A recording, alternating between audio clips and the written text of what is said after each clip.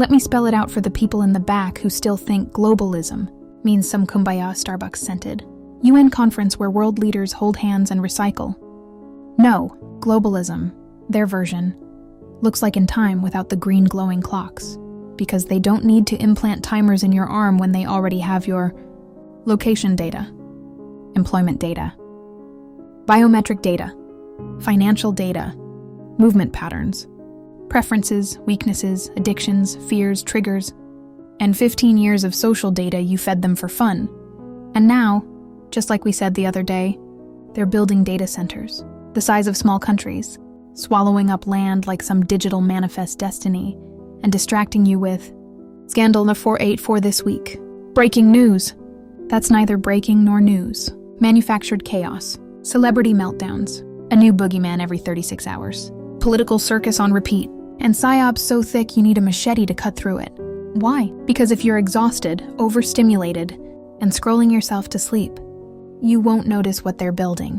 A global zoning system, but digital, operated by algorithms, enforced by data. Exactly like in time, but instead of time as currency, it's access as currency.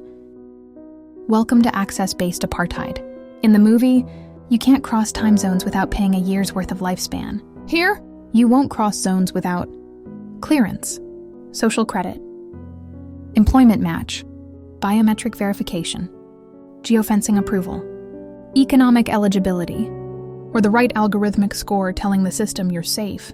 No glowing arm clock, just digital gates with polite wording like, access restricted for security purposes, or you're not authorized for entry, or your account does not meet the qualifications for this district. Welcome to the future, babe. It's not globalism the way the nationalist crybabies imagine. No, we don't want foreigners. No, it's corporate global feudalism disguised as safety protocols. The psyop as distraction. Keep them fighting while we build the cage.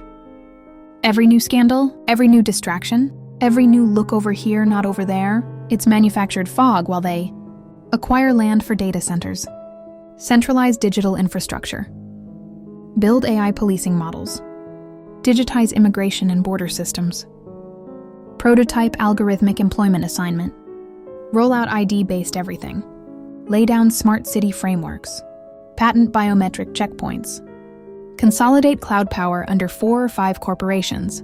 The fight isn't left versus right. It's people versus system, just like Dayton versus New Greenwich.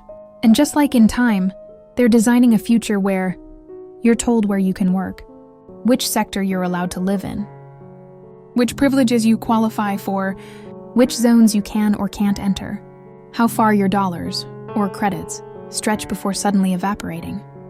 They already do this with insurance rates, zip code restrictions, credit score gating, employment algorithms, policing patterns, and data-driven redlining. Now imagine that scaled globally. That's the part they don't tell the globalism haters. You're not going to be fighting off migrants. You're going to be fighting off servers, robots, AI gatekeepers, and a digital caste system that sorts you before you even wake up. Time in the movie, money in reality. In time, a price jump can literally kill you. In real life, rent jumps, groceries jump, gas spikes, healthcare premiums go up. That's your lifespan being shaved off. Not in bright neon digits, but in stress-related illnesses, no days off, aging faster, lost years with your kids, dead-end jobs, sleep deprivation, financial violence. You're aging out while the rich are immortal financially. It's the exact same system, just less cinematic and more depressing. What globalism really looks like. Not open borders, not multicultural utopia, not anti-nationalism. No, it looks like megaplex data centers managing everything, from movement to employment to housing, with corporate algorithms replacing government oversight. It looks like AI assigning you a job you can't refuse, digital zones where you need clearance to travel, smart cities where your privileges auto-adjust, everything tracked, audited, approved, denied. E-corporations controlling nations, not the other way around. You owned by whatever database you're trapped in. Not a world united, a world centralized, a world categorized, a world segmented into access tiers just like in time zones. Except instead of Dayton, you'll get Level 3 mobility, Level 2 access, Level 5 privileges, Level 0 travel restriction, Level 9 citizen score, unauthorized zone entry attempt messages, penalty applied, account downgraded. It's feudalism with better branding. Call to action. Get up before it locks into place. This isn't a drill. This isn't sci-fi. This isn't paranoia. This is the architecture phase. The scaffolding is up. The foundation is poured. The walls are being built distracted scandal by distracted scandal. You are living in the construction zone of a digital caste system, and you think the noise is political chaos. It's not. It's machinery running. And here's the truth they pray you never understand. If people wake up before the system finishes building, they can stop it. If people wake up after, they'll never escape it. So move. Wake the people up. Speak loudly. Disrupt the narrative. Blow the fog away. Because once this thing snaps into place, once the data centers go live, once the zones are digital, once access becomes your currency, we won't be arguing with a government anymore. We'll be arguing with a machine. And machines don't negotiate.